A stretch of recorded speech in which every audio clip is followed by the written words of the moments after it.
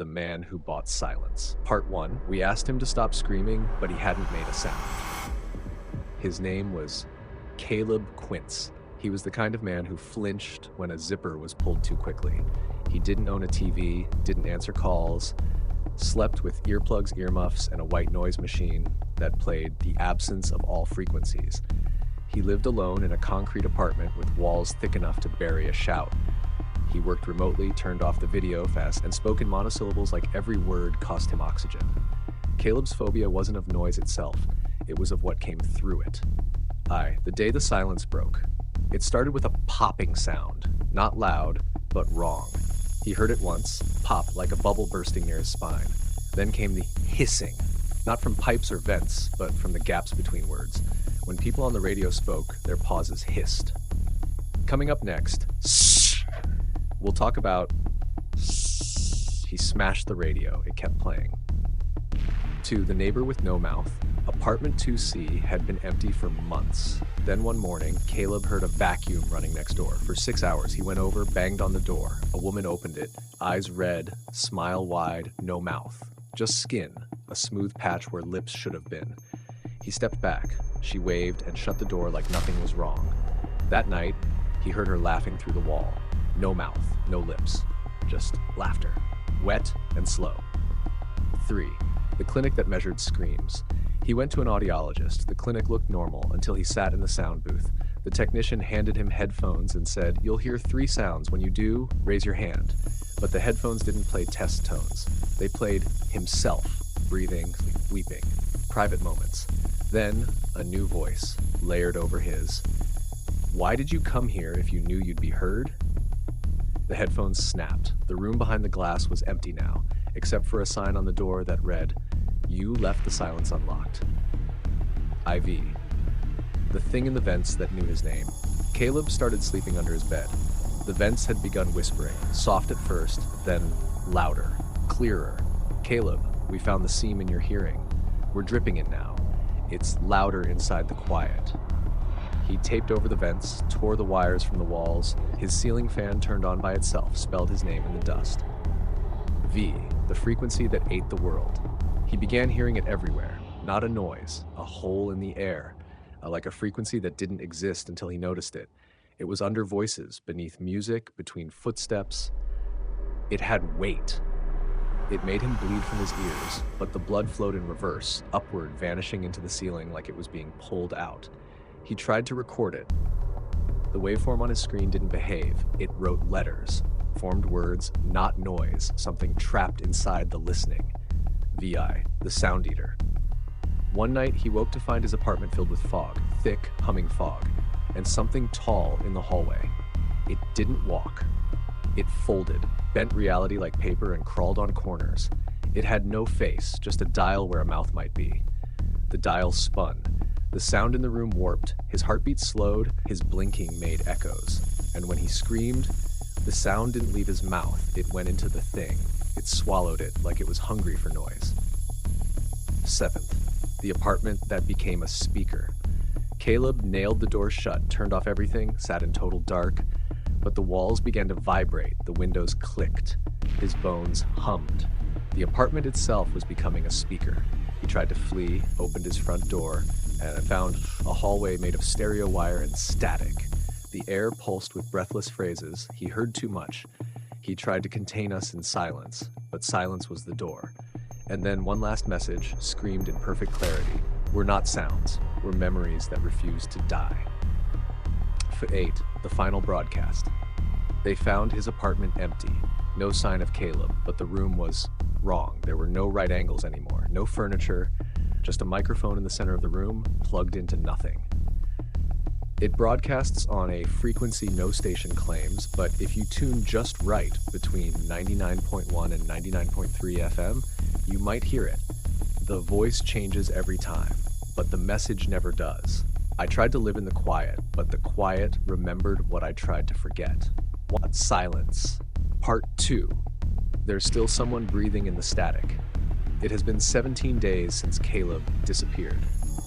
His apartment, Unit 6B, was sealed off, not by police, not by management, by the walls themselves. The hallway floor outside it became soft, like vinyl stretched over something rotten. The numbers on the door rearranged themselves. 6B became B6. Eventually, the door vanished entirely. The one who took his job. His name was Emmett Vale, freelance sound engineer, quiet talker, obsessed with clean room tone. He was hired to investigate the residual hum in the building. Management didn't give him a badge or a passcode, just an email that read, "Find what Caleb brought in, scrub the signal."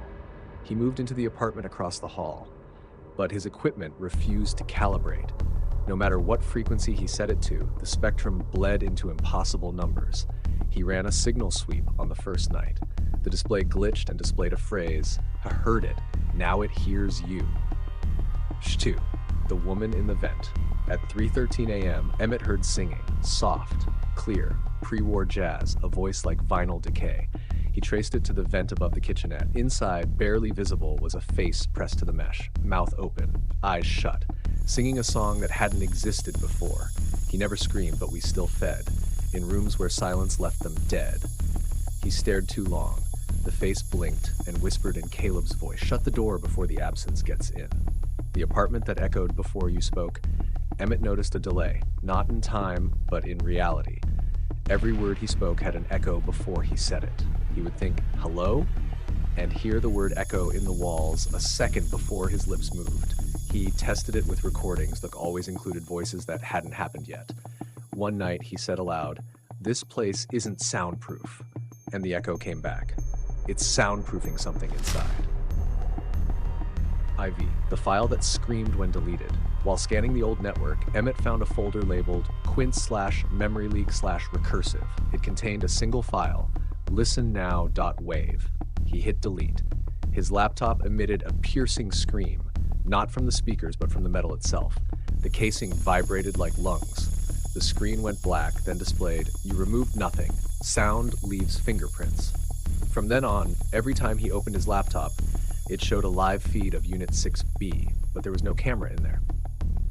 V, the tones that called themselves names. At night, Emmett heard tones, sharp, clean, musical. He began mapping them out, found patterns. They repeated in clusters, like words, like names. F-sharp, D-E equals held. A-A-C-G, stay.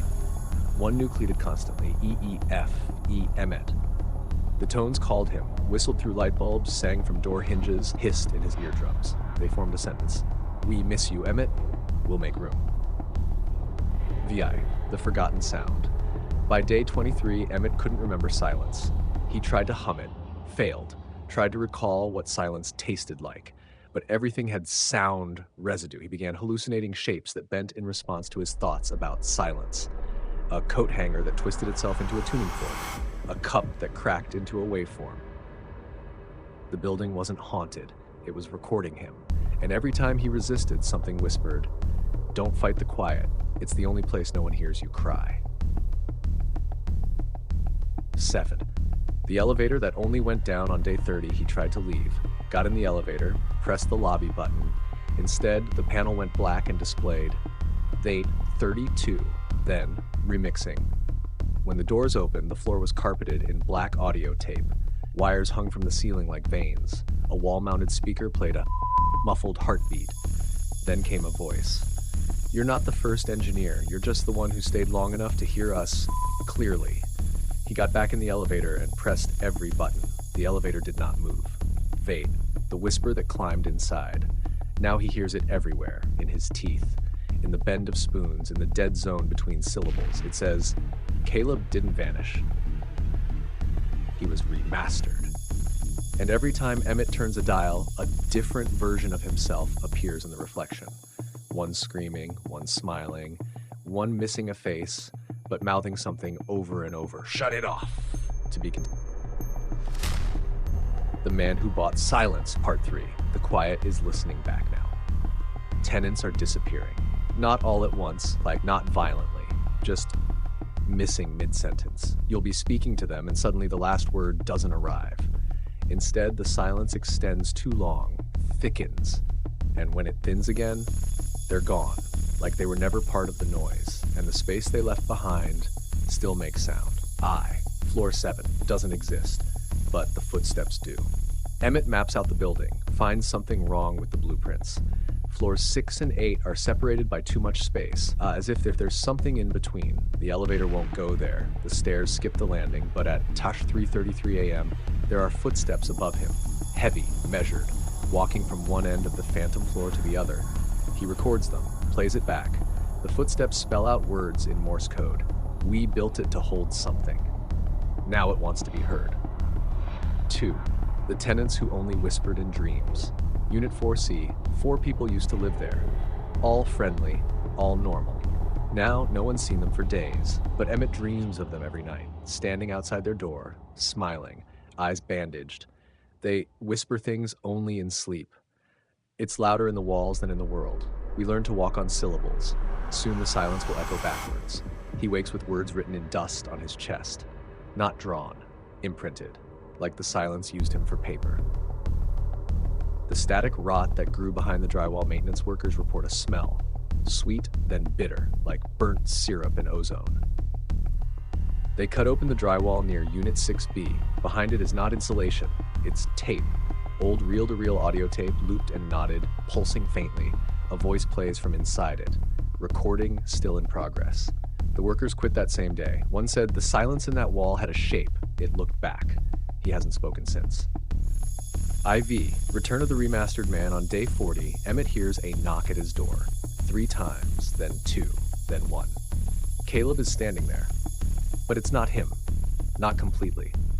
His face looks buffered, like a video paused mid-glitch. Parts of his cheek flutter in invisible wind. His eyes don't blink at the same time. Caleb speaks, but not with lips. The voice comes from inside the fridge, from the pipes, the wires. You tried to mute what needs to scream. Now the building remembers every sound you never made. He turns, walks down the hallway, and the floor doesn't creak. It plays a melody. V, the audio cult in apartment 9G. There's a group in Unit 9G.